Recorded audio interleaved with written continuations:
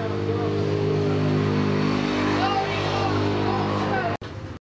افغانستان په شمال بلخ ولایت کې د کنځلو غوړیو بیې د پخوا په پرتله دا مهال څو برابره لوړې شوي او کاروبار هم ټکنی شوی دی.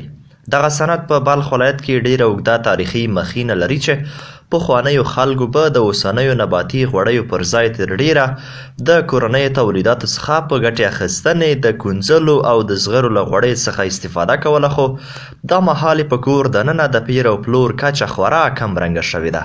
په مزار شریف ښار کې د کنځلو غوړیو یو شمېر جواز لرونکي وایي تر ډیره پورې دغه غوړي له بهرنۍ شرکتونو سره د قرارداد پر اساس بهر هیوادونو ته صادریږي چې هغوی د کنځلو 1 کیلو غوړي په $10 باندې پیري، خو په بلخ کې د میشتو خلکو وس او توان نه رسیږي چې یاد غوړي په بیه واخلي.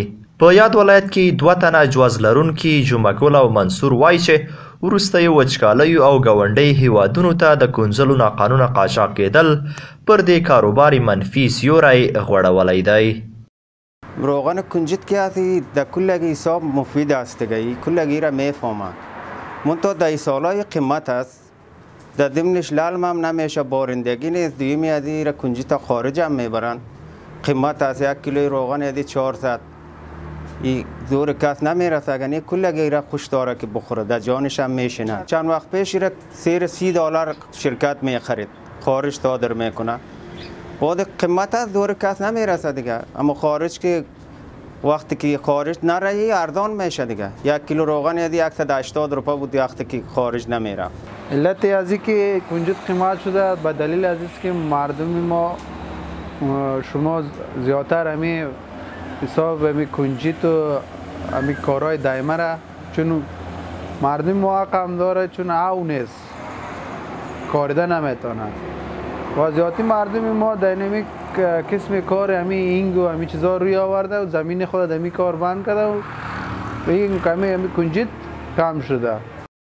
له کنځلو د غوړیو ایستل څه نوې خبره نه ده، بلکې افغانستان کې په ځانګړې توګه شمالي ولایتونو کې یو له لرغونو او مشهوره صنعتونو څخه شمیرل کیږي چې غوړي یې ګڼ شمېر پیریدونکي لري او همداراز د بیلابیلو ناروغیو مخنیوي لپاره هم کارول کیږي. د کنځلو غوړیو یو شمېر پیرودونکي وایي پخوا 1 کیلو غوړي په 180 افغانۍ اخیستل، خو اوس یې په 400 افغانۍ پیري. روغن کنجد بسیار فایده داره نسبت به قلب و صحت. روغن کنجد کیفیت بسیار خوب داره. ما 10-15 سال است که از روغن کنجد خوراک ما مردم است. دیگر روغن دما مردم نمیخوره، مریض میکنه ما مردم. یعنی روغن کنجد به در صحت هم فایده داره، خوب خوشمزه و مزه‌دار هم است. بلخوا د بلخ ولایت د کرنې، اوبو لګونې او مالدارۍ ریاست مسؤلین بلخي جواز لرونکو ته د هر رس همکاریو ډاډ ترڅنګ هغه ادعاوې ردوي چې ګواکې له افغانستانه د کنځلو کرنیز محصول بهرنۍ هیوادونو ته قاچاق کیږي. در رابطه با همکاری با جوازخانه ها یا با کارخانه ها در هر بخش انشاءالله وزارت زراعت و بالخصوص ریاست زراعت اندازه توان به اینها همکار است. در آینده ها پروگرام های خوبی برای زارعین، دهقان، مالدارا، برای کارخانه ها در نظر هست. انشاءالله پروگرام های کلانی هست، تو مشخص ما نمیم که به این چیز ما کمک میکنیم. انشاءالله در آینده ها زراعت هم خوب شود، زغیر کنجد دیگه پنبه دانه انشاءالله زیاد شود، همکار انشاءالله صورت میگیره. هر چیزی که محصولات ما برای ملت ما بکار باشه، از قاچاق شدن و امارت اسلامی بالخصوص زراعت، وزارت زراعت مصمم هست که ایرا قاچاقش جلوگیری بکنه.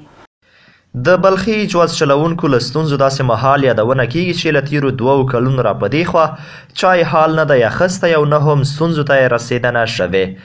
د معلوماتو له مخې دا مهال د بلخ په مرکز او ولسوالیو کې 20 د کنځلو غوړیو کارخونې فعالیت کوي.